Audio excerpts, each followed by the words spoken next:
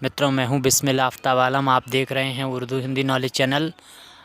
आज जो मैं आपके सामने वीडियो प्रस्तुत करूंगा, इसमें मैं बात करूंगा मुंशी प्रेमचंद की भाषा। उन्होंने अपनी रचनाओं में, अपने साहित्य में किस तरह की भाषा का इस्तेमाल किया है।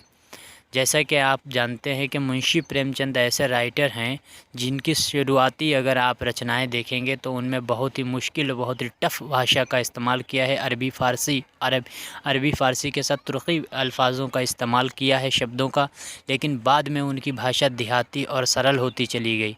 इस तरह से कह सकते हैं कि मुंशी प्रेमचंद अकेले ऐसे साहित्यकार हैं जिनका डेवलपमेंट भाषा में ना होकर बल्कि उनका पतन हो गया था। उनकी भाषा और देहाती और कमज़ोर होती चली गई थी। खैर, ये उनकी विशेषता में भी गिना जाता है।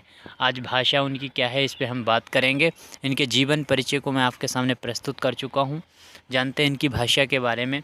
मुंशी प्रेमचंद की भाषा सरल और सजीव और व्यावहारिक है।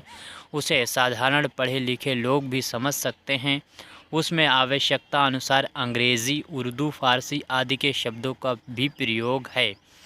प्रेमचंद की भाषा भावों और विचारों के अनुकूल है। गंभीर भावों को व्यक्त करने में गंभीर भाषा और सरल भावों का व्यक्त करने में सरल भाषा को अपनाया है। इस कारण भाषा में स्वाभाविक उतार चढ़ाव आ गया है। प्रेमचंद की भाषा पात्रों के अनुकूल है। उनके हिंदू पात्र हिंदी और मुस्लिम पात्र उर्दू बोलते हैं। इसी प्रकार ग्रामीण पात्रों की भाषा ग्रामीण है और शिक्षितों की भाषा शुद्ध और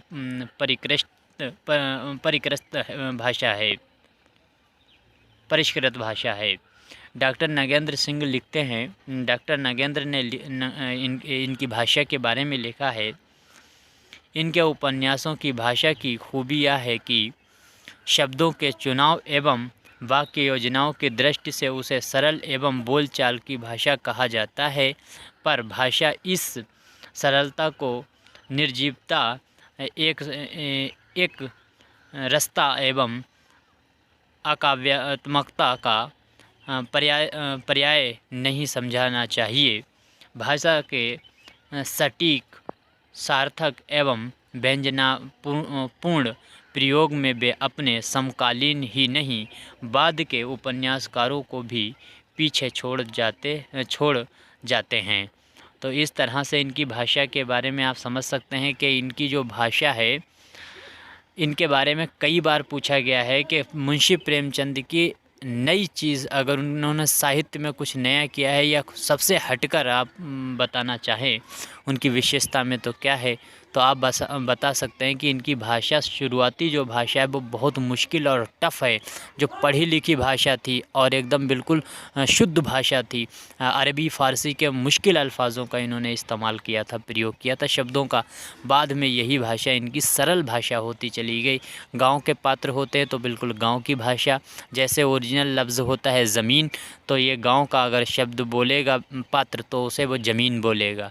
इसी तरह से तमाम ऐसे शब्द हैं जब ग्रामीण क्षेत्र के पात्र बोलेंगे तो उसको भाषा को ग्रामीण भाषा में बोलेंगे, और शहरी और शिक्षित जब वर्ग के पात्र उस भाषा को बोलते हैं तो एकदम शिक्षित और पढ़ी लिखी भाषा का प्रयोग करते हैं।